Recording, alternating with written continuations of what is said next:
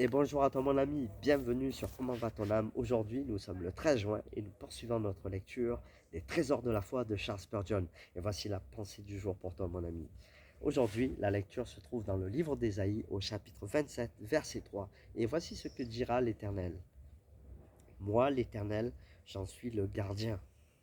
Je l'arrose à chaque instant, de peur qu'on ne l'attaque. Nuit et jour, je la garde. Je répète, moi l'Éternel, j'en suis le gardien. Je l'arrose à chaque instant, de peur qu'on ne l'attaque. Nuit et jour, je la garde. Le Seigneur, l'Éternel, désormais, parle de la vigne qu'il entretient lui-même. Et voici la pensée que le frère Spurgeon nous apporte à propos de ce verset. Quand le Seigneur parle lui-même en son propre nom, plutôt que par l'entremise d'un prophète, la parole possède un poids particulier pour l'esprit de celui qui croit en lui. Amen. C'est l'Éternel lui-même qui est le gardien de sa vigne. Il ne l'a confiée à personne d'autre, mais il en fait l'objet de son propre soin. Ceux que Dieu lui-même garde ne sont-ils pas bien gardés? Question. Ceux que Dieu lui-même garde ne sont-ils pas bien gardés? J'ai même envie de rajouter, celui qui a créé l'infiniment grand comme l'infiniment petit avec une telle perfection chirurgicale, n'est-il pas à même de te garder avec une fiabilité sûre comme il est impossible d'être sûr avec un être humain? Voici ce que le frère nous continue de nous partager.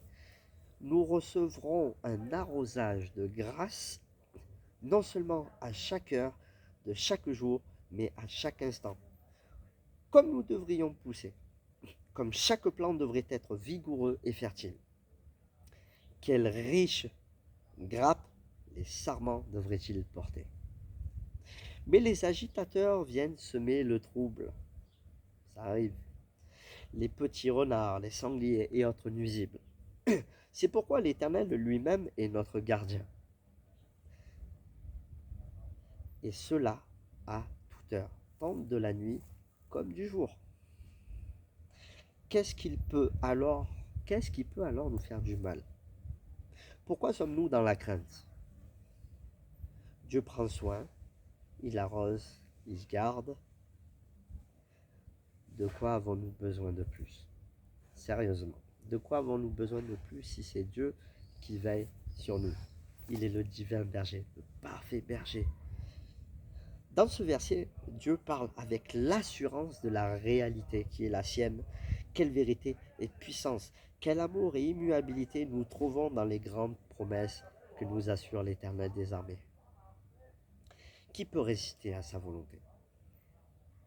S'il affirme qu'il fait quelque chose, quelle place reste-t-il au doute?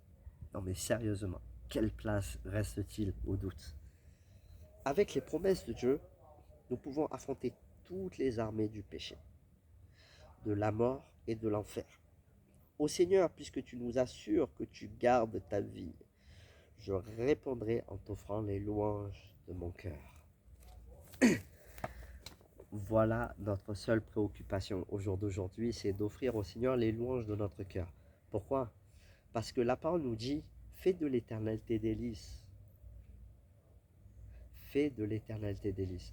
Il ne commence pas par tout un tas de tâches à accomplir, il nous dit simplement fais de l'Éternel tes délices. Au jour d'aujourd'hui, j'aimerais te ramener au passage où Paul et Silas étaient dans la prison et qu'ils se mirent à chanter des cantiques au Seigneur alors qu'ils étaient enfermés. Leur première préoccupation était de louer le Seigneur, de l'adorer, de proclamer son nom, même tenu par les chaînes. Au jour d'aujourd'hui, tu es la vigne personnelle du Seigneur. Tu vois, tu as ton jardin, tu es le jardin privé du Seigneur. Tu es le jardin personnel du Seigneur. Et au jour d'aujourd'hui, tu es sa vigne par laquelle il veut porter du bon vin, le meilleur vin qui soit. C'est pourquoi il prend soin d'émonder, d'élaguer, de creuser autour de la vigne pour y mettre des fertilisants naturels. Lorsqu'un vigneron s'occupe de sa plante, il en prend bien soin. Et il ne permet à personne de venir apporter sa touche personnelle parce que lui connaît sa vigne, il sait comment elle fonctionne, et il sait ce dont elle a besoin pour qu'elle porte du fruit. Et voici, aujourd'hui, le Seigneur te dit, ne crains pas, ne crains pas. Pourquoi? Parce que s'il a fait de toi sa vigne et qu'il s'occupe de toi personnellement, comment celui qui a créé l'infiniment grand comme l'infiniment petit peut-il ne pas prendre soin avec perfection de sa vigne? Tu es son jardin, duquel il prend grand soin. Il veille sur toi le jour comme la nuit. La Bible nous dit qu'il est celui qui ne sommeille ni ne dort, celui qui garde Israël. Israël est le peuple de Dieu, mais par adoption, nous avons été greffés à l'olivier franc.